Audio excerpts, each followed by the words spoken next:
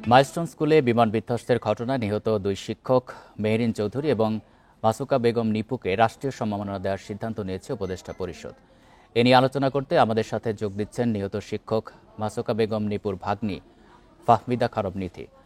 ফাহমিদা খানম নিথি, আপনাকে স্বাগত জানাচ্ছি ইন্ডিপেন্ডেন্ট সংবাদে। আপনি নিশ্চয়ই জেনেছেন যে দুইজন মাসুকা বেগম নিপু এবং মেহেরিন চৌধুরীকে রাষ্ট্রীয় সম্মাননা দেওয়ার একটা সিদ্ধান্ত হয়েছে। আপনার প্রতিক্রিয়া জানতে চাই, আপনাদের কোনো চাওয়া রয়েছে কিনা সরকারের কাছে?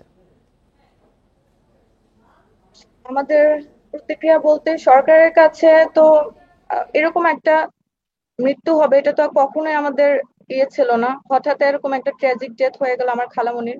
এত বড় একটা অপূরণীয় অপূরণীয় ক্ষতি আমাদের জন্য, সেটা তার থেকে তো বড় আর কিছু হতে পারে না। তারপরে সরকার থেকে যেহেতু তাদের আত্মত্যাগের স্বীকৃতি হিসেবে রাষ্ট্রীয় সম্মাননা দেওয়া হচ্ছে, সেটা অবশ্যই সবার জন্য সম্মানের, আমার খালামণির জন্য সম্মানের, আমাদের পরিবারের জন্য সম্মানের।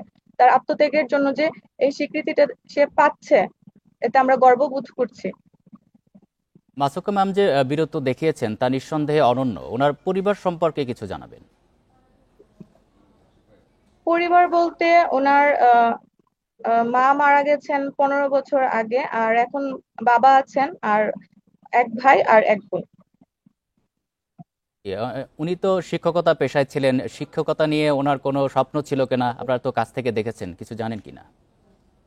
জি, বুঝতে পারিনি প্রশ্নটা। উনি তো শিক্ষক ছিলেন, শিক্ষকতা নিয়ে ওনার কোনো স্বপ্ন ছিল কিনা? আপনারা তো কাছ থেকে তাকে দেখেছেন, আপনাদের সাথে কোনো কথা বলেছেন কিনা উনি? হ্যাঁ, এটা অবশ্যই। উনি প্রথম থেকে একদম চাকরি জীবনে প্রথম থেকে তিনি শিক্ষকতা পেশায় নিয়োজিত হয়েছেন, এবং শিক্ষকতা পেশার জন্য তিনি নিজেকে প্রতিদিন আপগ্রেড করেছেন। প্রতিদিন বলতে যে তিনি কিছুদিন আগেও বিএড শেষ করেছেন, যাতে তার মানে প্রফেশনাল আরো ভালো করতে পারেন।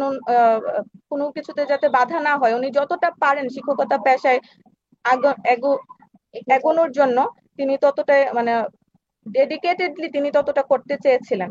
কিছুদিন আগে তিনি বিএড পরীক্ষায় বসেছিলেন, এবং বিএড পরীক্ষার রেজাল্টে তিনি পরীক্ষায় তিনি উত্তীর্ণ হয়েছিলেন, শুধু শিক্ষকতা পেশাকে ভালোবেসে আসলে এটা। জি, ওনার দাফন এবং পরবর্তী সময়ের অনুষ্ঠান নিয়ে কিছু জানাবেন আমাদেরকে। কি পরিকল্পনা আপনাদের? ওনার বুঝতে পারি। ওনার দাফনের বিষয়ে কি পরিকল্পনা রয়েছে আপনাদের?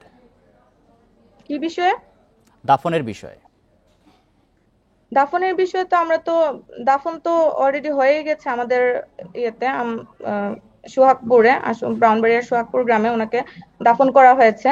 যেহেতু উনি শেষ ইচ্ছে হিসেবে বলে গিয়েছিলেন যেন ওনার বোনের হাতে ওনাকে হস্তান্তর করা হয়, তো সেই হিসেবে আর আমার, যেহেতু আমার মা ওনার বোন, আমার মায়ের ইচ্ছে অনুযায়ী তাকে আহ সোহাগপুর এনে দাফন করা হয়েছে। ফাহমিদা খানম নিধি, আপনাকে অসংখ্য ধন্যবাদ দিচ্ছি আমাদেরকে সময় দেওয়ার জন্য।